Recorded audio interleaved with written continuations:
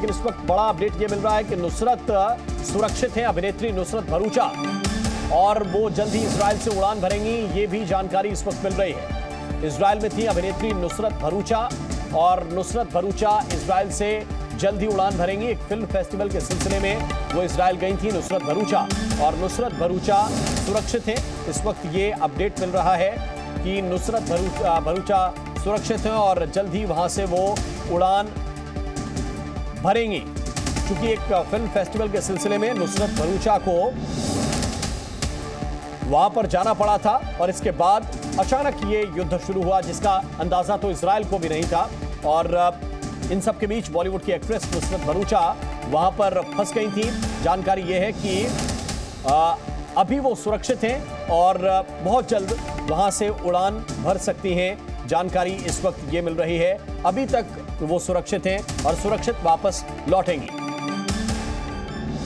और इससे जुड़े हुए 10 बड़े अपडेट, इस वक्त की 10 बड़ी जानकारियां हम आपको बता रहे हैं। ये 9/11 जैसा हमला है, ये इजराइल के राजदूत ने कहा है। हमास का हमला 9/11 की तरह है।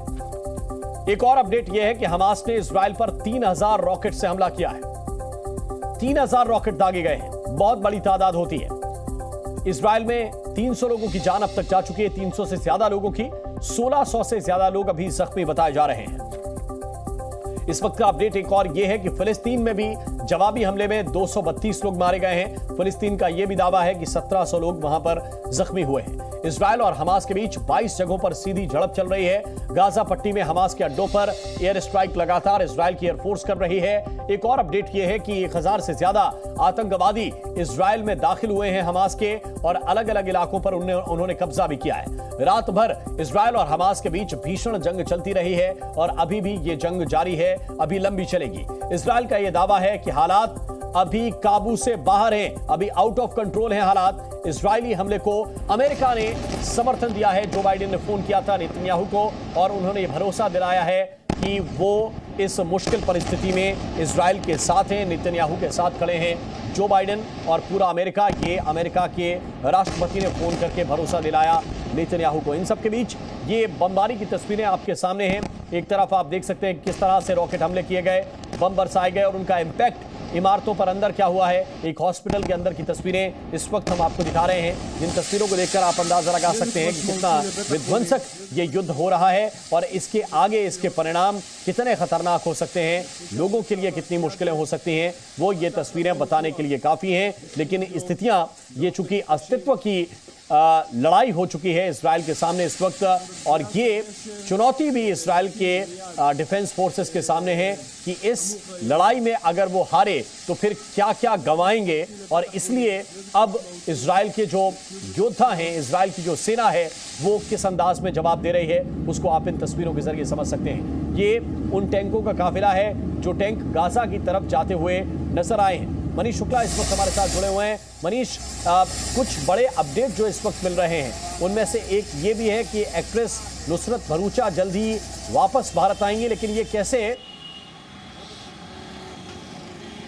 और जी हाँ, बिल्कुल। एक मिनट, मैं रोकना चाहता हूं मनीष आपको। राज शांडिल्य इस वक्त हमारे साथ जुड़े हुए हैं। राज, क्या अपडेट है नुसरत के बारे में? आपकी कोई बातचीत हुई है? मुझे ये जानकारी सुबह ही मिली कि नुसरत वहाँ गई हुई है फिल्म फेस्टिवल के लिए, और कांटेक्ट करने की कोशिश भी की गई उनसे, लेकिन कोई कांटेक्ट हो नहीं पा रहा है।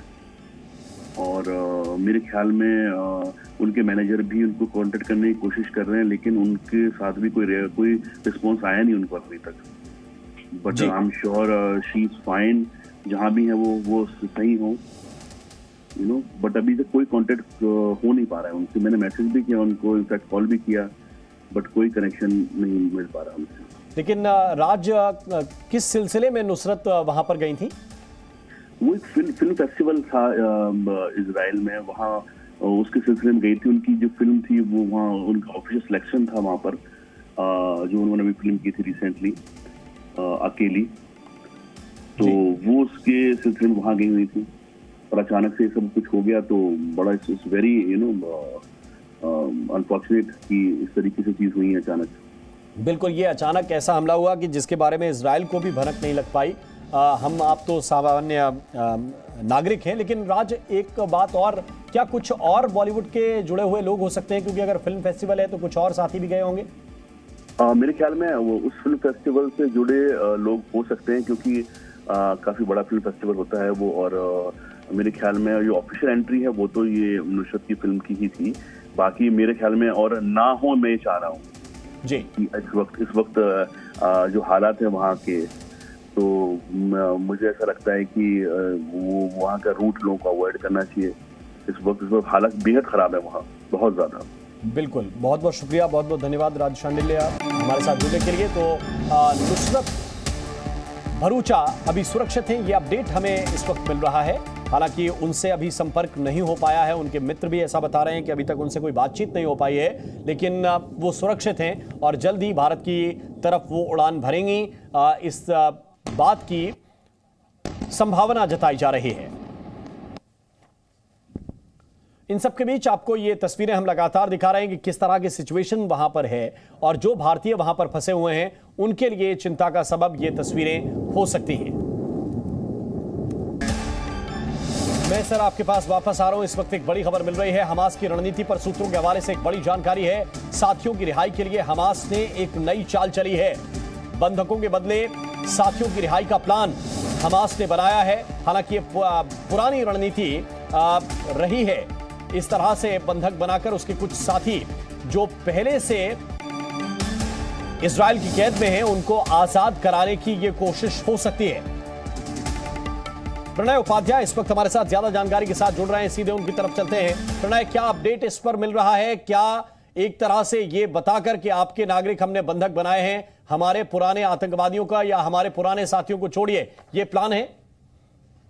देखिए राम, हम कल भी इस बारे में चर्चा कर रहे थे। जाहिर तौर पर अब इस संकट को अगर, क्योंकि ये अच्छी तरीके से हमास को भी पता है कि ये उसने जो रिस्क लिया है, जो जोखिम उसने लिया है, उसके बदले में इजराइल की तरफ से जो कार्रवाई होगी वो बहुत ज्यादा फोर्स के साथ होगी। ऐसे में जो फलस्तीन है उसके अंदर भी उसके खिलाफ काफी सुर उठ सकते हैं, क्योंकि जिस तरीके का मारकाट होगा, जिस तरीके से इजराइल अपने बल का प्रयोग करेगा, तो इसलिए ये एक तरीका उसने दिखाने की कोशिश की है कि वो बंधक संकट, यानी जितने इजरायलियों को गाजा के अंदर वो ले गए हैं अपने साथ में, उनके बदले अब वो सौदा करना चाहते हैं। और ये रणनीति, ये जो सूत्रों के हवाले से जानकारी आ रही है, केवल हमास की नहीं है बल्कि जो पीआई है, जो कि फिलिस्तीन इस्लामिक जिहाद हमास से भी ज्यादा कट्टर संगठन माना जाता है, उसकी तरफ से भी संकेत दिए गए थे कि अब हमारे पास इतने बंधक हैं कि हम इसके बदले अपने जो तमाम बंदी हैं उनको इजराइल से छुड़ाने के लिए सौदा कर सकते हैं। लेकिन क्या इजराइल इस सौदे के लिए तैयार होगा और ये सौदा किन कीमतों पर होगा, किस तरीके से होगा, कीमतों पर होगा, ये बहुत अहम है। और किसका अपर हैंड उस वक्त होता है जब ये डील होती है, ये भी देखना बहुत ही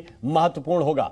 बढ़ते आगे, बीते 24 घंटे से इजराइल और हमास के बीच जंग चल रही है और आज जब आप और हम अपने घरों में सो रहे थे तब इजराइल और हमास एक दूसरे पर बम बरसा रहे थे।